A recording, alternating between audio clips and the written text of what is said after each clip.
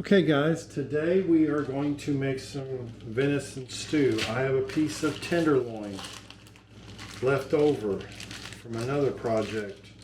The first thing I always do, this was butchered on the ground. I think it was -10 and in a blizzard and everything. So the first thing I do, I know it is a waste, but anyways, it'll be really good and nice and tender. That is not blood that's coming off of this. This is myoglobin. But if there was any hair left on it, it will float off when I get it wet, which is something that I always do. And the hair will float off to there. Like I said, it was butchered on the ground and put in that Ziploc baggie, so I didn't have a way of burning the hair off or anything else.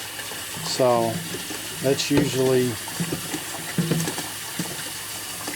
about all it takes. Hair is hollow and it will surface and it'll go off. Drip off real good.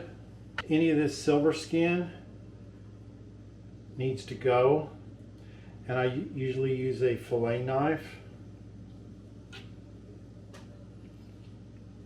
You do not want to eat silver skin. I know a lot of the processes are just going to grind it up in the meat, but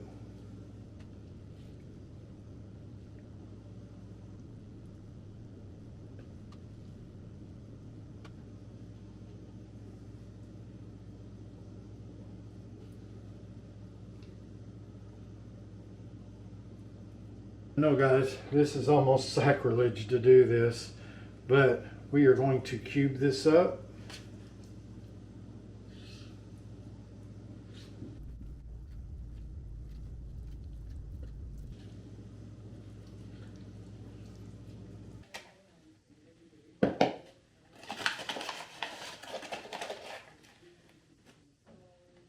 To our flour, we're going to add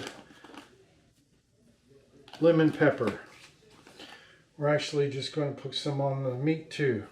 Big fan of lemon pepper. Add a little bit of garlic salt. A lot of people don't like this stuff, but I like this on anything. Put a little bit of that in there. This can be controversial, but I always coat my deer meat in sage. It's so hard to get out of this container. But I always want, that helps with the gaminess. And before I put anything on it, just coat it with sage.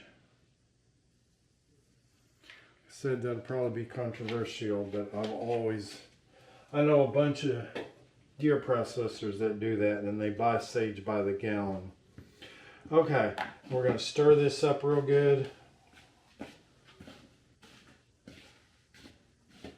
Don't know how much, tell you to put in there, I just do it. And we're going to put all our meat in here and thoroughly coat it in that flour and lemon pepper. Okay, now we're fixing to brown it, and once we brown it, I'm going to add carrots, potatoes, celery, onion. We have a white onion in there, but let this sit, soak up as much of that as we can. Okay, we're going to use a enamel cast iron Dutch oven. Bacon grease is best, but I don't have any bacon grease right now, so we're just going to use some olive oil.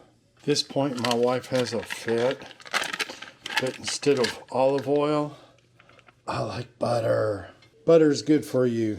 So we got olive oil and butter going on here. Should have preheated it for you guys. That's way too much butter, but hey, it'll be all right. Okay, once the butter starts melting really good, start sizzling, we're gonna put the meat in. We're gonna brown it. I'm rushing this because I'm videoing it, but it's really not up to temperature yet.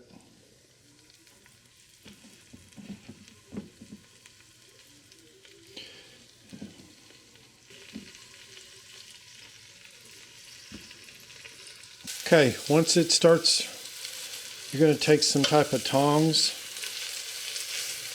Once it starts to brown, and go around and flip every one of these pieces over. These are the wrong kind of tongs, but I couldn't find anything else. Such a quick notice. Remove, put in a metal pan. Can't use Tupperware. We're going to let the meat rest for just a minute.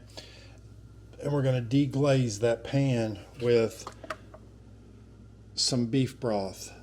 Okay, we're going to add our beef broth. And we're making stew and not soup now, right? We want to try and deglaze that pan as good as we can. Get all that goodness. Trying to hold a camera and trying to film this. So you want all that goodness to break loose and be in that beef broth. Bring your temperature up a little bit. At this point, we're going to add the potatoes. My wife says I shouldn't add this right away, but I'm the one cooking, not her. So then we're going to add our carrots. And then we're going to add our meat back. Now we need to get our onions. Add some more beef broth if you want. Going to get our onions and celery ready now because I haven't cut those up yet. Okay, we got our onions all chopped up. We're going to chop up this celery. Man, make sure you wash your celery. Oh man, this stuff was like muddy. You never know what you're going to get at the store nowadays, I guess. So all these dirty ends we're going to cut off.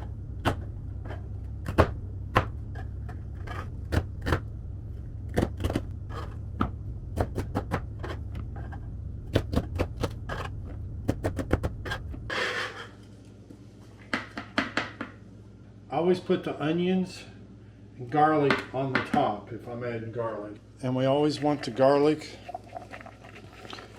and onions and celery on top. Okay. Little tiny bit of pepper. That was way too much. Want a little bit of rosemary. Probably too much. A little bit of chives. Probably too much. Anytime I'm messing with carrots and celery, I want Italian seasoning. And I want to put all this on top. Okay, we're going to put the lid on, but when it's done, we're going to give it a couple hours on it, but we need this to cook down a little bit. Okay, it's been a couple hours. It's still not cooked down. We're not going to stir it yet. Looking good. If you use one of these Dutch ovens, cast irons, that gets hot. I highly recommend this Martha Stewart. After a couple hours, looking good. Now it's time to add frozen peas.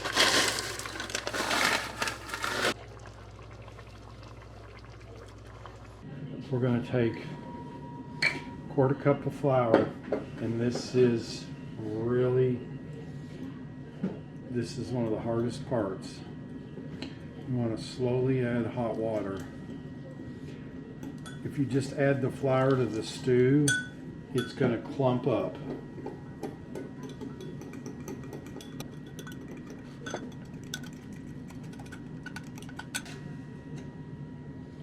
I like my stew thick.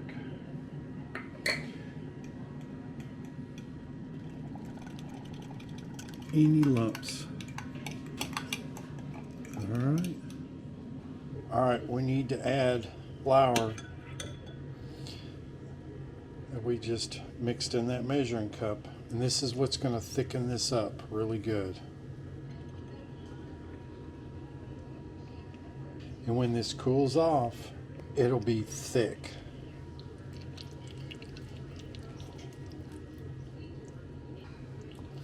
Once it cools off, it's just like cement. It'll set up. Yummy. It smells so good. Look how pretty and delicious this looks. And once this cools off, This is going to thicken up almost like gravy. There you go, guys. We added a half a cup of flour, slowly added hot water, and we poured it in here. And it changed the color of the stew actually too. So we're all done here. We're going to let it cool off. It cools off, it's going to thicken up really good. It is absolutely delicious. Good venison stew.